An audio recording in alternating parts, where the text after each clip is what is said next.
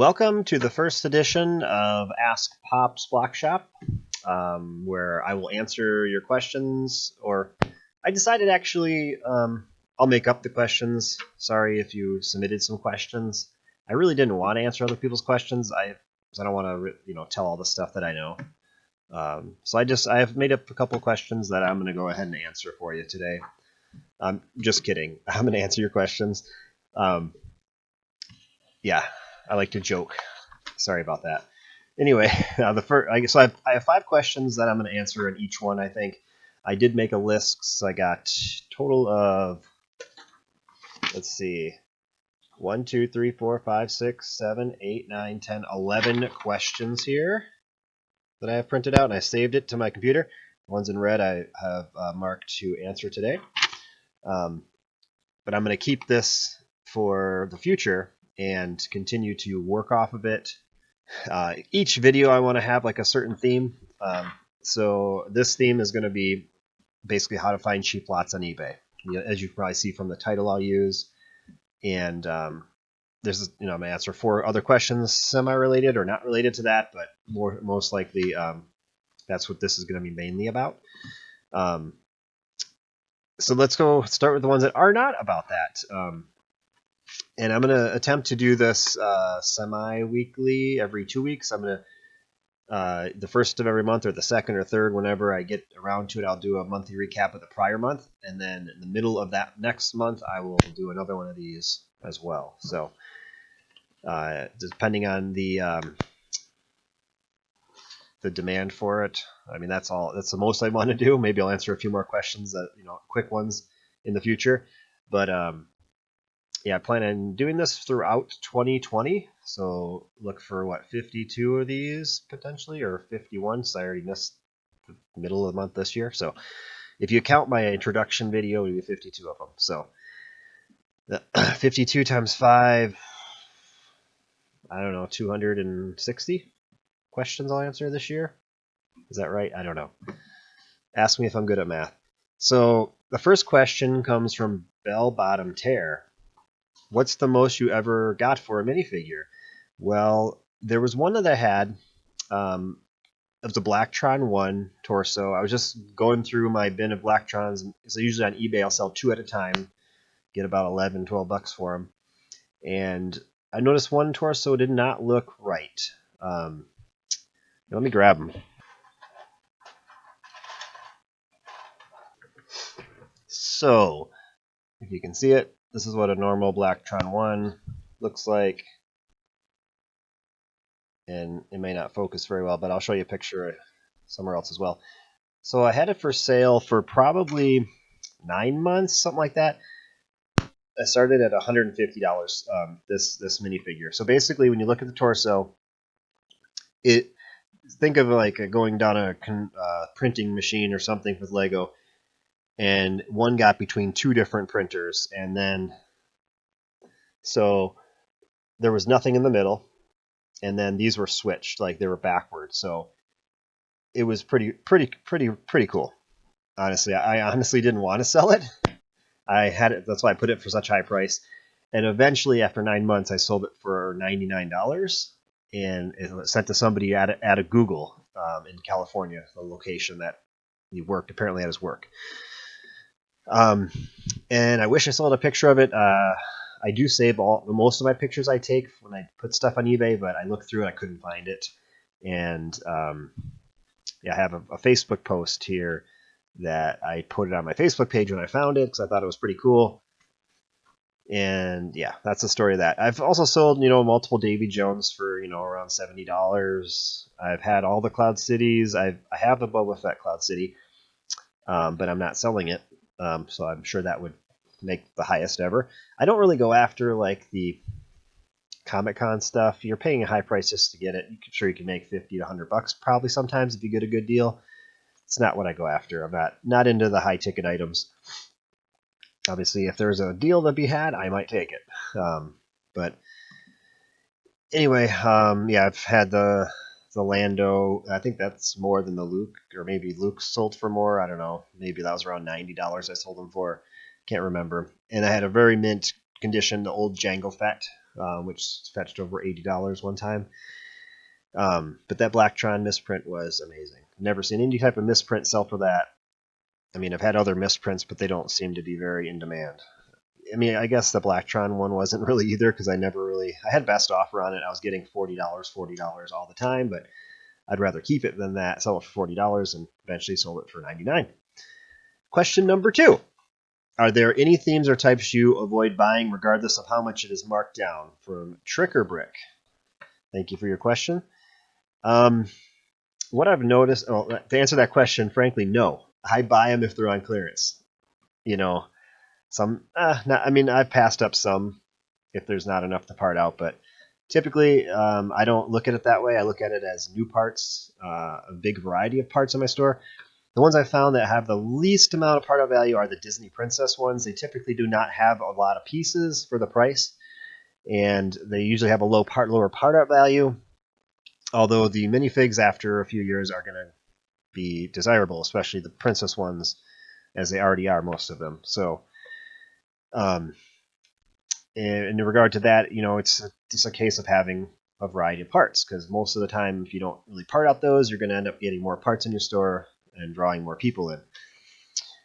And that's another question video that I will be doing in the future about what to buy parting out. So won't go into that too much here. Question number 3: have you realized that Star Wars sets are usually not the best for parting out? Even on clearance, the return isn't spectacular. From question by Court Gaming GG. I have not realized this, because a lot of times when I put a lot of bluish gray, light bluish gray, dark bluish gray in my store, it sells. So the part out values might not be as good as some of the other ones, because I notice a lot of Star Wars do not have a lot of detail pieces in them for like minifigures, cities, and stuff, which people do buy a lot from my store, stuff like that. So maybe that's why the part out values are not as high. The minifigures obviously are a big deal in them, because and when it comes down to minifigures, why I sell on eBay, because you can pretty much double your price than you get on Bricklink in that situation. So I don't see that as not high return. I see it as a very good return, or pretty normal. And then getting those colors that people are really wanting for their cities and all that, that's a good thing.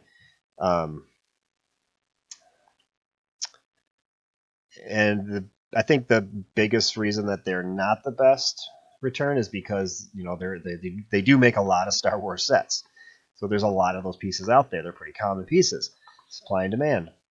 But if you have a high volume of some of those parts, that's what draws people, because it's like, well, I need 50 of these plates. Not everyone's going to have 50 of the plates. It'll put it down to only certain stores that have 50 plates, and if you have 50 plates, you'll be in that list of people looking for it. So high quantity, low price. I mean, some sets are better than others. Obviously, the minifigs are a big deal when you're thinking about parting things out. I wouldn't, minifig parts are worth so much more than 100 little pieces. Less time is money. That's all I say about that, really. Like Harry Potter sets, I notice they don't go on clearance much, so there's not as many that people are parting them out. So those part out values are a little bit higher, it seems to be, on some of those that I've noticed. Just that I've checked them, don't quote me on that for every Harry Potter set. Question number 4: can you do a tour of your personal collection? Also, what is a good price for eBay lots? Question from PJ Builds. I don't have much that I collect, honestly. If I do, it'll probably be sold someday. But at the end of this video, I'll definitely do some clips on a couple of things I have on display that I don't know. I made a Series 1 minifigure case when I got all those one time. So it was cool. I have more cases I want to put others in, but I have a rare Star Wars one that I only have 2 minifigures in, so I'll show you that stuff. And then he also wants to know a good price for eBay lots. So that goes to my main question here. How do you find cheap eBay lots? From We Love to Collect. Thank you for the questions, everyone. Again, and some top tips, I guess, is a search newly listed. Every time I go, I put in my search what I want. Lego is obviously your number one thing. You always want to have more than just Lego in your search. And I always put the newly listed ones. When it comes to finding eBay lots, obviously most people that I know of doing this have a budget. So what I do is I usually take about a 7 to 10 day period, or I'm going to be bidding on stuff like auctions and things like that. And I say I have a budget, but I never really look at it. So I just know how much money I have to spend basically, and try to stick to that. And then so basically, searching is a big thing. I'm not gonna. I have like a notepad with all the searches that I do. It's not many, like maybe 10 of them, which I haven't really used that notepad in a while because it's so easy to find things that I don't need to. That you might find diamonds in the rough doing different searches, but I'm not going to really go into what I search for. I'll just tell you that I never search minifigure. I never put that in there. I'll put Lego and other things. And you find it's amazing what you can find that doesn't have minifigure in the title. Just think of it: people, Lego guy, different things like that. You just got to be creative, and you will find things that you're like, wow, this is cheap. Wow, it's a buy it now. And you'll find some great deals. But you got to do it often. Things like that. And also, what I usually do if I see something come up right away that looks something that I really want, I will go ahead and ask them if it's an auction. I'll say, do you have a buy it now price, or I'll offer something to them. And I'd say 1 out of every 3 times they do. They'll say, sure, I'll take that, or no, how about this amount? And I'll be like, sure. I'm not trying to give them a low price, but it's comparable to what they're starting their auction at. Because usually a lot of people will start the auction at how much they want. If it's already at a 99-cent auction, it's usually got a bid on it right away. So I don't really ask on those, but it's ones that are starting higher prices, like $20, $30 as an auction. And then even if it's a buy it now without a best offer, I will ask them, would you take, say it's $30, would you take 20? And a lot of times they'll say sure. And, so don't ever be afraid to ask them to take less. Because a lot of times people just want to make a sale. I don't make up a sob story like, oh, this is for my son. I just ask them flat out, would you take less? And if they look at my eBay profile, they know that I'm buying it to resell it, because I have thousands of minifigures for sale and I sell them. So it's not a secret what I do. I think most people understand, just trying to get a good deal for your business, I guess. Go after a lot of small lots. Don't try to search huge minifigure collection or massive, Lego collection, things like that. You can. I have bought a lot of those in the past. When I first started a few years back, I bought a lot of those. But then I realized they are a good deal, but you can find better deals by buying 20 small things for like $30 to $40 each, and probably get a better deal. It does take a lot more work, a lot more time, but that's the fun part about it: hunting, searching for things like that. So just always, that's a good piece of advice. Don't actually think, because a lot of times those big collections that are set up nice are resellers that know there's nothing very valuable in there. The best parts are the piles, the Goodwills, Salvation Armies on eBay. Find those, follow those sellers. There's some really good Goodwill ones on eBay that you can score some really good deals all the time. And then don't get too attached to an auction. Sometimes, when I bid on auctions, I am rarely ever there at the end of the auction. I will place my highest bid. Sometimes I'll get an alert 15 minutes before it ends that I'm a high bidder. I'll check it out. Do I want to bid again? And sometimes I will. Sometimes I won't. I might jump up the price, give it a better look if I'm not busy at that moment. But a lot of times I'll just go as soon as an auction starts. I'll place that high bid on there, and it'll just be in my bidding profile, and I barely ever look at it again until I get a notice that either I won or I lost, and I move on. So we're going to go through an example here of this eBay auction. Here is this eBay auction that I won a few weeks ago. I was the only person that bid on it. It was, it says like about $90 plus the shipping was like $25 or something. And it was just a pile of stuff, minifigs all in there. didn't really know what I was going to get, but for the pounds, over 20 pounds, I try to get stuff $5 a pound or less if it has minifigures in there. And I know that there's a number of them in there. And then if there is no minifigures, I try to get it under $3, or there's very little minifigures in there. That's kind of what I shoot for. So in this example, again, a lot of times when sellers have a certain price, they start it high.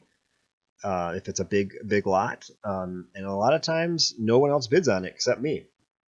So I'm okay paying their price that they started at. Sometimes someone will come in and bid a little after me, and then I'll just bid it up $5 more, and no one ever bids again. Things like that. So look for the higher price. There's a search option on the side of eBay where you can put prices 50, whatever price you want the starting price at. Higher. Start something that search for things that are $50 or up. A lot of those things sit there for months. I notice, and then I will offer them, and then they might not accept it. I'll come back 30 days later and like, hey, this is still here. How about you take my offer? And half the time they do.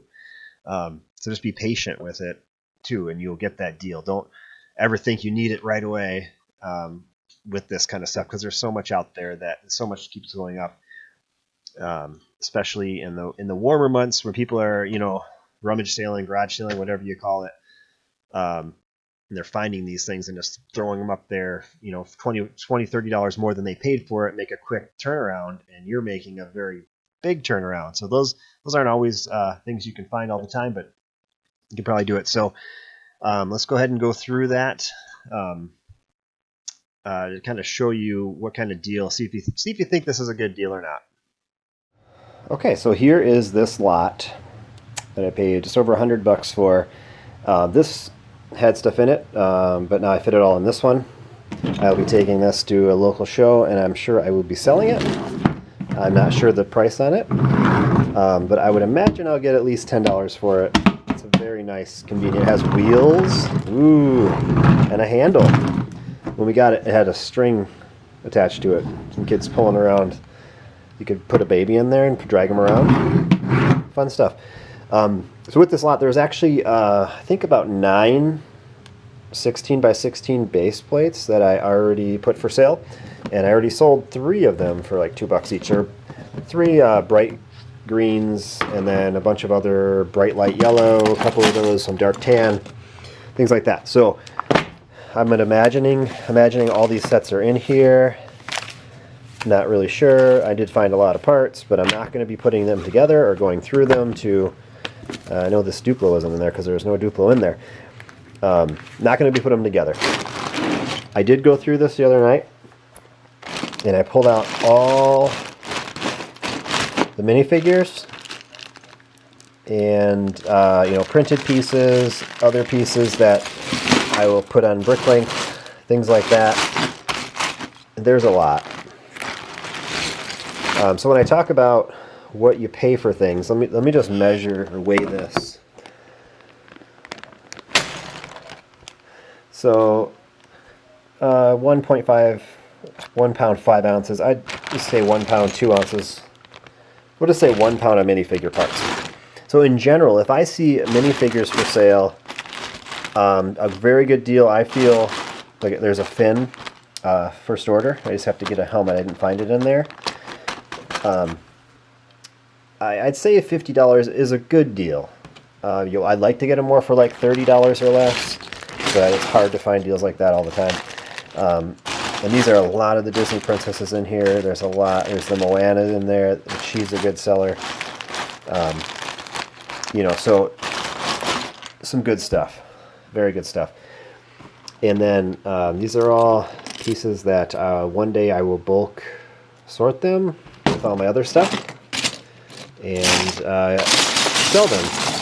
I may do one more run through here because I didn't take everything I wanted out. Some more stuff at some point, but either way. And then here's some more pieces of bigger, building things, 1 pound 9 ounces of that I will be putting on Bricklink. I guess I got minifigure parts in there too, some of them. So just an example of I was the only one to bid on it. Sure, there could be better deals, you know, but $5 a pound is with minifigures in there, I think is a great deal. So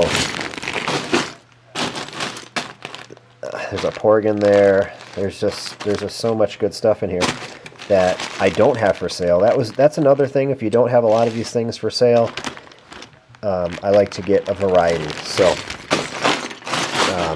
So I hope you enjoyed this version of this first video. And if you have other questions, please put them in the comments below. I won't answer them on YouTube in the comments section. I will answer them in my next video in a couple of weeks. And let's go ahead and look through some stuff.